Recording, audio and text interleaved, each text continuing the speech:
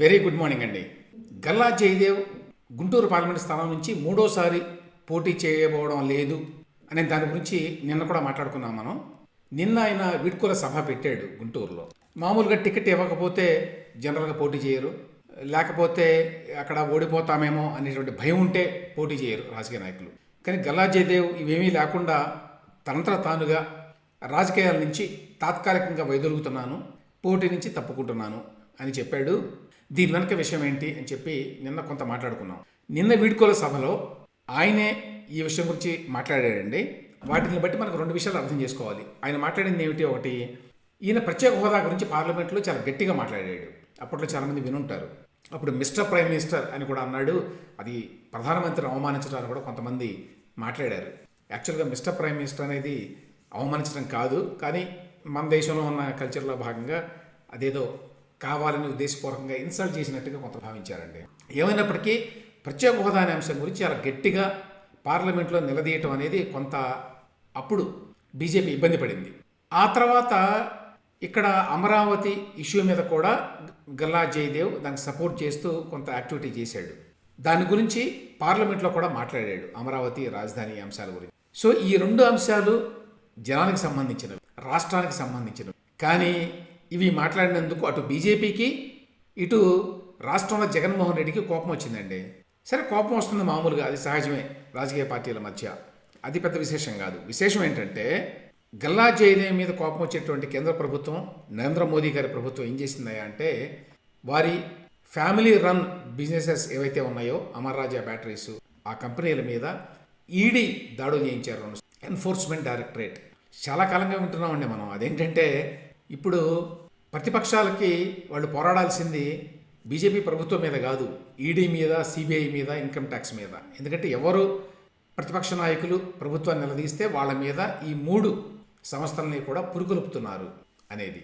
ఆ విధంగా ఈయన మీద కూడా ఎన్ఫోర్స్మెంట్ డైరెక్టరేట్ వాళ్ళు 2 సార్లు దాడులు చేశారట. మొత్తం కంపెనీ మీద నిఘా పెట్టారట. నిఘా పెట్టి ప్రతి అంశాన్ని కూడా సునిశ్చితంగా దుర్బిణి వేసి పరిశీలిస్తున్నారట. అది కేంద్ర ప్రభుత్వం స్థాయిలో. ఇక రాష్ట్ర ప్రభుత్వం స్థాయిలో ఏం జరిగిందో ఇక్కడ చాలామందికి తెలుసు. ఇక్కడ ఏమిటంటే అమర్ రాజా బ్యాటరీస్ వల్ల పొల్యూషన్ వస్తుంది, దానివల్ల కార్మికులు చాలా ఇబ్బంది పడిపోతున్నారు, వాళ్ళ ఆరోగ్యానికి చాలా ఇబ్బంది వస్తుంది అని చెప్పి మరి కార్మికుల పట్ల ఎంతో బాధ్యతతోటి జగన్మోహన్ రెడ్డి గారి ప్రభుత్వం చాలా కేసులు పెట్టి ఆ కంపెనీని మూసేయించిందండి. చాలామంది గుర్తుండే ఉంటుంది. దాన్ని యాక్చువల్గా క్లోజ్ చేశారు. ఆ తర్వాత కోర్టుకి వెళ్ళి తెచ్చుకున్నారు వాళ్ళు మళ్ళీ ఆపరేట్ చేయడానికి దాన్ని. సో ఆ స్థాయిలో ఇబ్బంది పెట్టడం వల్ల రాజకీయాల నుంచి వైదొలుగుతున్నాను అని స్వయంగా గల్లా జయదేవ్ నేను చెప్పాడండి. అది ఇక్కడ విషయం. గళమెత్తినందుకు గురిపెట్టారు. 2 సార్లు మా సంస్థలపై ఈడీ విచారణ. ఇప్పుడేమో ప్రధాన్ని భూతద్దంలో చూస్తున్నారు మా కంపెనీకి సంబంధించి. అనుమతులు తెచ్చుకున్నా కూడా వేధింపులు ఉన్నాయి అని చెప్పి వీటన్నిటినీ భరించలేకే నేను ప్రస్తుతం రాజకీయాల నుంచి వైదొలగవలసి వస్తుంది అనే మాట పక్కనే చెప్పాడండి గల్లా జయదేవ్. ఒకటి. రెండవది, ఇప్పుడు మేము దాదాపు మరి 16,000 మంది ఎంప్లాయీస్ ఉన్నారు అమర్ రాజాకి. అది కాకుండా కొన్ని వేల కోట్ల రూపాయలు ట్యాక్స్ రూపంలో అటు కేంద్ర ప్రభుత్వానికి ఇటు రాష్ట్ర ప్రభుత్వానికి కడుతున్నాం అని చెప్పారు. నెక్స్ట్ 5 yearsలో అమర్ రాజా ఏపీ స్టేట్కి 5,000 కోట్ల రూపాయలు ట్యాక్స్ కడుతున్నారు. కేంద్రానికి అయితే 16,000 కోట్ల రూపాయలు కడుతుంది. చూడండి ఎంత ఆదాయం వస్తుంది. ప్రభుత్వం ఆ డబ్బుతోనే కదా ఏమైనా చేసేది. ఇష్టారాజ్యంగా ఎవరికైనా బట్టల్లోకి పంచినా కూడా ఇట్లా వచ్చిన డబ్బులే కదా, ప్రజల ట్యాక్సుల నుంచి, కంపెనీలు కట్టేటువంటి ట్యాక్సుల నుంచి.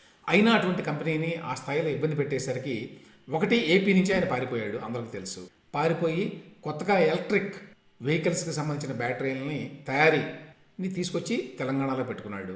ఇప్పుడు ఏమంటున్నాడంటే, మేము వేరే రాష్ట్రాల్లో కొన్ని పెడతాము, ఆ తర్వాత అసలు విదేశాల్లో కూడా పెడదాం అనుకుంటున్నాం. ఎందుకంటే ఇట్లా రాజకీయాల్లో ఉంటే, దేశంలో ఏ పార్టీ అధికారంలో ఉంటే వాళ్ళు ఇబ్బందులు పెట్టేటువంటి అవకాశం ఉంది కాబట్టి ఆ విధంగా చేయాలని చెప్పి ఆలోచన చేస్తున్నాను, వేరే దేశాల్లో కూడా ఈ కంపెనీ పెట్టాలని అనే మాట కూడా అన్నాడు.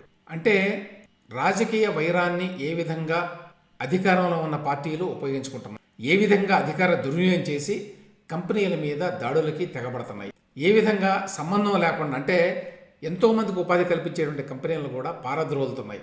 ఈ విషయాలు ఒకటి గమనించాలండి. అంటే ఎంత క్రూడ్గా చేస్తున్నారు అనేది కూడా మనం చూడాలి. మనం ఎవరైనా విమర్శిస్తే చాలు, వాళ్ళకైనా వ్యాపారం ఉందా, వాళ్ళకేమైనా వ్యవహారం ఉందా, వెంటనే దాని మీద దృష్టి పెట్టడం. అది అన్ని స్థాయిలో జరుగుతోంది. అయ్యన్న పాత్రుడు మరి చాలా తీవ్రంగా విమర్శించేవాడు జగన్మోహన్ రెడ్డి గారిని. అందుకని ఆయన ఇంటి మీదకి వెళ్ళారు కదా. ఆయన ఇంటి వెనక గోడ అది మరి ఆ స్థలం దాటుకొని కట్టుకున్నాడనో, అతిక్రమణనో, దానికి అనుమతి లేదనో ఇంటి గోడను కూడా కూలగొట్టారు. ఆ స్థాయిలో అంటే ఏ స్థాయిలో జరగాల్సిన ఆ స్థాయిలో చేస్తున్నారన్నమాట.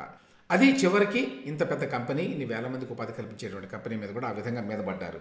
తర్వాత ఇంకొకటి ఏంటంటే, ఎక్కువగా బిజినెస్లో ఉండటం కానీ లేక ఫైనాన్షియల్గా ఇండిపెండెంట్గా ఉన్నవాళ్ళు రాజకీయాల్లోకి వస్తే ఒక రకంగా అది మేలండి. మేలు ఏంటంటే వాళ్ళు అడ్డగోలుగా అవినీతికి పాల్పడరు. అందరూ పాల్పడరని చెప్పి అన్నం.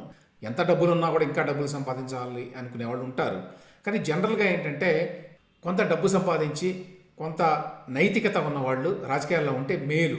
దానివల్ల ఏంటంటే ఎందులో డబ్బులు వస్తాయి అని చూసేటువంటి కార్యక్రమం కాకుండా కొంత ప్రజల మేలు కోసం ప్రయత్నిద్దాము, కొంత పేరు తెచ్చుకుందాము అనేటువంటి ఆ ఉద్దేశంతో కొన్ని పనులు చేస్తారు. అలా కాకుండా ఇవాళ మనం ఎవరైనా వాళ్ళకి బిజినెస్ ఉంటే వాళ్ళని రాజకీయాల్లో మాకు వ్యతిరేకంగా మాట్లాడకుండా మీరు ఉన్నంతకాలం ఓకే, అంటే మీ ప్రయోజనాలు కాపాడుకుంటూ మీరు ఉండండి రాజకీయాల్లో, అంతేకాని ప్రజల ప్రయోజనాల కోసం ఉండొద్దు. మీరు ఉంటే మేము తక్షణం మీ మీద మిమ్మల్ని టార్గెట్ చేస్తాము అనేటువంటి ఒక మెసేజ్ అనమాట ఇది. దానికి ఇది క్లాసిక్ ఎగ్జాంపుల్గా నిలబడిపోతుంది గల్లా జయదేవ్ వ్యవహారం అంతా కూడా. తర్వాత యాక్చువల్గా రాజకీయాలకు మంచి వాళ్ళు రావాలి, అవినీతి చేయని వాళ్ళు, చేసే ఉద్దేశం లేని వాళ్ళు, చదువుకున్న వాళ్ళు ఉంటే మంచిది అని యాక్చువల్గా ప్రజలు బతిలాడుకోవాలండి. ఎవరైతే రాజకీయాలకు మేము రామంటారో వాళ్ళని రమ్మనాలి. కానీ ఇవాళ మీరు వద్దు బాబు రాజకీయాల్లో అనుకున్న వాళ్ళంతా రాజకీయాల్లో ఉన్నారు.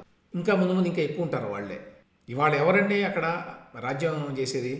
ఏ జోగి రమేష్ లాంటి వాళ్ళు, కొడాల నాని, అంబటి రాంబాబు లాంటి వాళ్ళు, ఇట్లాంటి వాళ్ళు, లేకపోతే పెద్దిరెడ్డి రామచంద్రారెడ్డి, వీళ్ళు ఎక్కువ మరి పెత్తనం చేస్తున్నారు. వాళ్ళకి విపరీతమైన వెస్టెడ్ ఇంట్రెస్ట్ ఉంది రాజకీయాల్లో. దాన్ని అడ్డం పెట్టుకొని డబ్బులు సంపాదించాలి, దాన్ని అడ్డం పెట్టుకొని మనం మన కుటుంబాన్ని బాగు చేసుకోవాలి. అలా కాకుండా ఉన్న వాళ్ళని మనం దగ్గరికి చేరనివ్వడం వల్ల ఇవాళ మన రాజకీయ సంస్కృతిలో వచ్చినటువంటి మార్పు అన్నమాట. ఎవరైనా సరే తమ స్వప్రయోజనాల కోసం కాకుండా ప్రజల కోసం పనిచేద్దాం అంటే అది పెద్ద డిస్ఇన్సెంటివ్ అనమాట. ఇన్సెంటివ్ లేదు దానికి ఏమి. ఆ విధమైన మెసేజ్ అక్కడ బీజేపీ ఇచ్చింది, ఇక్కడ వైసీపీ ఇచ్చింది. అంటే బీజేపీ కూడా ఆ స్థాయిలో అట్లా చేయడం అనేది ఆశ్చర్యకరం అండి.